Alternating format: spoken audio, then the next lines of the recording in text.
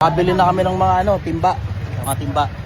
Medyo marami-rami ito paglalagay ng release goods. Tapos sobrang swerte kasi binigyan kami ni Madam, siya yung may-ari. Binigyan kami ni Madam ng libreng trapal. Kasi dalawang roll. Binigyan kami ng libreng trapal.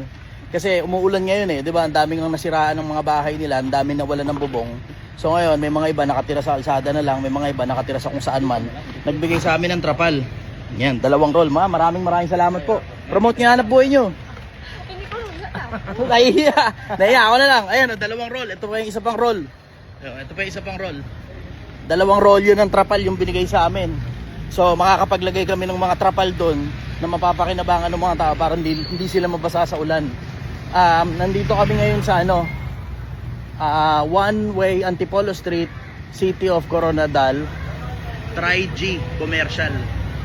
Yun yung pangalan ng shop nila, Tri-G Commercial. Ayan, kapag may mga bibiling kayo dito sa sa Coronadal, ito Tri-G Commercial.